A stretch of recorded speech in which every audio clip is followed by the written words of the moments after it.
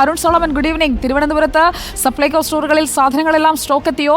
Subsidy നിരക്കിൽ വന്ന മാറ്റത്തോട് സാധനം വാങ്ങാൻ എത്തുന്നവർക്ക് എന്താണ് പറയാനുള്ളത്? Good evening Sujaya.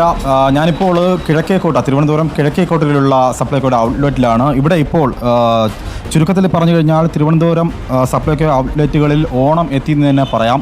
ധാരാളം ആൾക്കാർ ഇപ്പോൾ സാധനം വാങ്ങാനായിട്ട് ഈ ഔട്ട്ലെറ്റിൽ എത്തിയിട്ടുണ്ട്.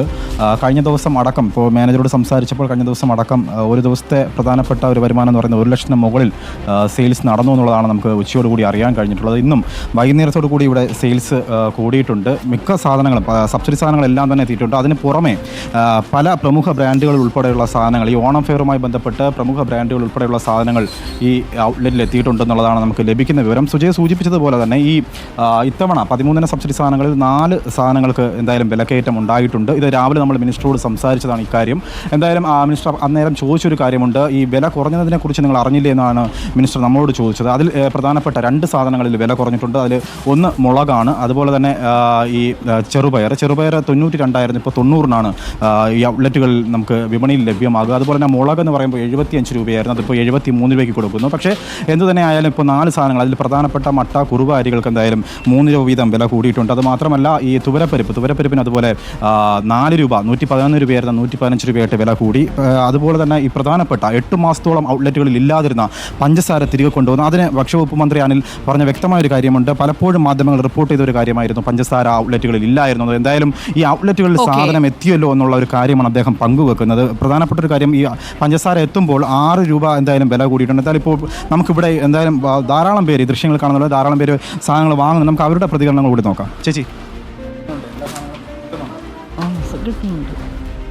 കഴിഞ്ഞ കാലത്തെ അപേക്ഷിച്ച് ഇപ്പോൾ എങ്ങനെയാണ് ഈ ഓണം വരുമ്പോൾ എങ്ങനെയാണ് സാധനങ്ങൾക്ക് വിലക്കുറവ് പ്രതീക്ഷിക്കുന്നുണ്ടോ? ശകല വില കുറവാണ്, അല്ലാതെ ഇല്ല, വിലക്കുറവുണ്ട്. പുറത്ത് ആയിരുന്നോ നേരത്തെയൊക്കെ വാങ്ങിക്കൊണ്ടിരുന്നത്? ആദ്യമൊക്കെ കൂടുതലായിരുന്നു, ഇപ്പോൾ ഒരുപാട് കുറവുണ്ട്. ഏതൊക്കെ സാധനങ്ങളാണ് അമ്മ മേടിച്ചേ? പരിപ്പില്ല, ബാക്കിയുള്ള എല്ലാ സാധനവും കിട്ടി. പരിപ്പ് കിട്ടിയില്ല? തൂരപ്പരിപ്പില്ല ഇവിടെ? ഇല്ല. എന്ന് വരുമെന്ന് പറഞ്ഞോ? പറഞ്ഞിട്ടില്ല, തീർന്നു പോയെന്ന് പറഞ്ഞു. തുവരപ്പരിപ്പ് തീർന്നിട്ടുണ്ട്, അടുത്ത ദിവസം എത്തുമായിരിക്കും നമുക്ക് പ്രതീക്ഷിക്കാം. പുറത്തെ വിപണിയെ അപേക്ഷിച്ച് സപ്ലൈകോയിൽ ഇപ്പോഴും സാധനങ്ങൾക്ക് വിലക്കുറവുണ്ട് എന്നതൊരു ആശ്വാസമായി അവർ കാണുന്നുണ്ട്. എന്നാൽ ഫെബ്രുവരി അപേക്ഷിച്ചുണ്ടായിട്ടുള്ള വിലവർധനയാണ് നമ്മുടെ മുന്നിലുള്ളത്. നമുക്ക് കൊച്ചിയിലേക്കൊന്ന് പോകാം. അലി അക്ബർ ഷാ, കൊച്ചിയിൽ എങ്ങനെയുണ്ട്? സപ്ലൈകോയിൽ സാധനങ്ങളൊക്കെ എത്തിയോ? സുജയ, ഞാനിപ്പോൾ നിൽക്കുന്നത് കൊച്ചി നഗരത്തിലെ പ്രധാന സപ്ലൈകോ ഔട്ട്ലെറ്റായ കടവന്ത്രയിലെ ഔട്ട്ലെറ്റിലാണ്. ഇവിടെ വില പട്ടിക കാണാം. നമ്മൾ പറഞ്ഞതുപോലെ 36.76 രൂപ പഞ്ചസാരയ്ക്ക് രേഖപ്പെടുത്തിയിട്ടുണ്ട്. ഈ ഓണത്തിൻ്റെ ഒരു ആഘോഷത്തിലേക്ക് കടന്നു കഴിഞ്ഞു എന്ന് തന്നെ പറയാം. വലിയ തിരക്കില്ലായെങ്കിലും ആളുകൾ വന്നു തുടങ്ങിയിട്ടുണ്ട്. അകത്ത് നമുക്ക് ദൃശ്യങ്ങളിൽ കാണാൻ കഴിയും, ആളുകൾ സാധനങ്ങൾ വാങ്ങുന്നുണ്ട്. നമ്മളിവിടെ സംസാരിക്കുമ്പോൾ വെളിച്ചെണ്ണ ഒഴികെയുള്ള ബാക്കി സബ്സിഡി സാധനങ്ങളെല്ലാം തന്നെ ഇപ്പോൾ നിലവിൽ കടവന്ത്ര ഔട്ട്ലെറ്റിൽ അവൈലബിൾ ആണ്. സാധനങ്ങൾ എത്തിയിട്ടുണ്ട്. ചില സാധനങ്ങളുടെ, മുളക് പോലുള്ള സാധനങ്ങളുടെയൊക്കെ പാക്കിംഗ് നടക്കുന്നതേ ഉള്ളൂ.